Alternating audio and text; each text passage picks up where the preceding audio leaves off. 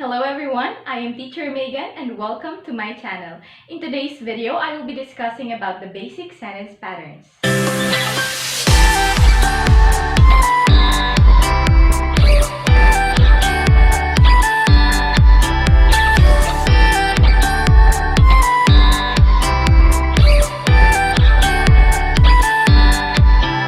Our first pattern is SLBC, wherein S stands for the subject, LV the linking verb, and C as the complement.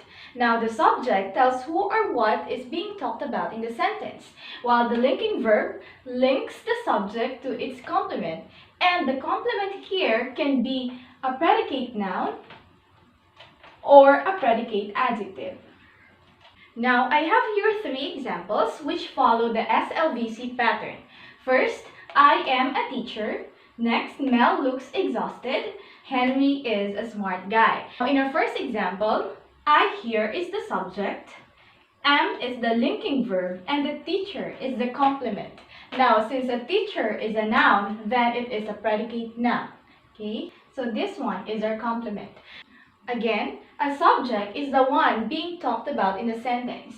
Linking verb links the subject to its complement, and a complement either describes or renames the subject. Now, who is the teacher here? I. And what am I? I'm a teacher. So if you would notice, linking verb here is like an equal sign in mathematics, wherein the subject is the same person as the teacher here, and the teacher here, or the complement, is the subject herself. Second, Mel looks exhausted. So we have the subject Mel because we're talking about Mel. Looks here is a verb, a linking verb, and this one, exhausted, is the complement. Take note that the verb look can actually be action verb or a linking verb. It depends on how it is used in the sentence. Now, if we're going to analyze our sentence, looks here did not denote an action because Mel actually did not look for someone or something else. Because the verb looks here simply links the subject to its complement.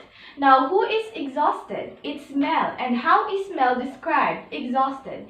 Still, it's like an equal sign because the subject and this one is just the same. If we're going to replace the linking verb looks into is, it still has the same meaning. Mel is exhausted. Mel looks exhausted. So this one is a linking verb. Next, we have Henry is a smart guy. Who is our subject or what is our subject? It's Henry because we're talking about him. Now, what is our linking verb is? A linking verb, and Henry is described as what? As a smart guy. Now, who is the smart guy here? It's Henry. The next sentence pattern is the SIV pattern. Subject, intransitive verb pattern. But before I focus on this pattern, let's talk about this kind of verb. Well, a verb that denotes an action is considered an action verb. And an action verb is classified into two generally. We have the transitive verb and the intransitive verb. So this is the verb here in this pattern. Now, a verb is considered transitive when it requires an object.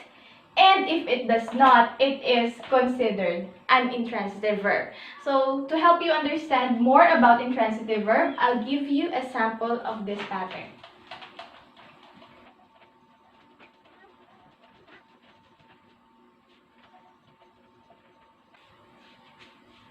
I have here three examples of SIV pattern. First, I smile. So we have the subject I because we're talking about me. And the verb here is smiled, and it is the action that the subject performed.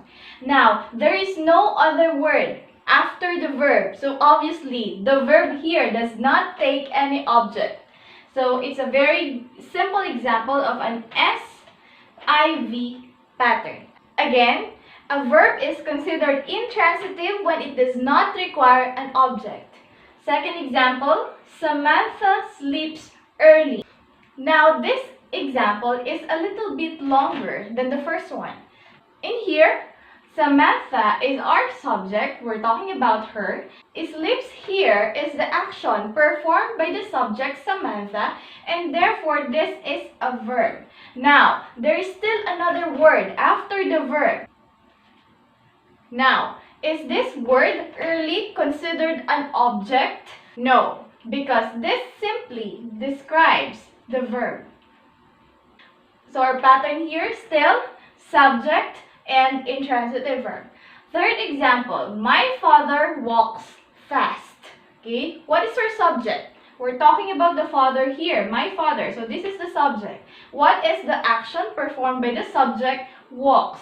Therefore, this is a verb. Now, the next word after our verb is fast, and it describes how my father walks. Okay? It is an adverb also, and it is not an object. So we have here another SIV pattern.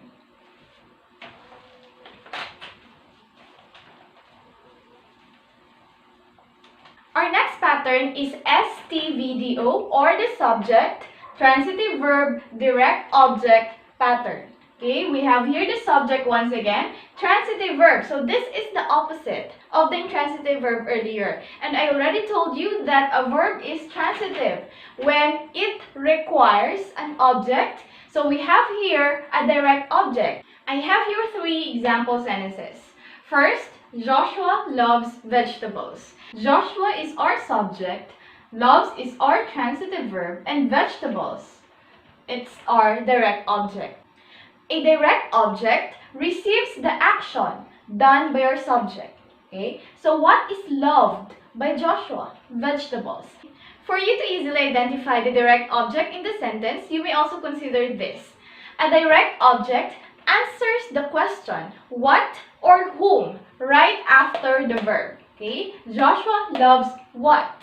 Vegetables. It receives the action done by the subject Joshua. So this is our direct object.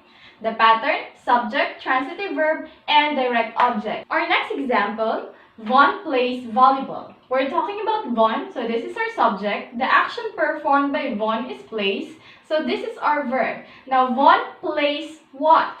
Volleyball. So this one is our transitive verb, and it requires a direct object, volleyball. Next, some students fear English. The subject in the third example is students. Fear is the transitive verb, and students fear what?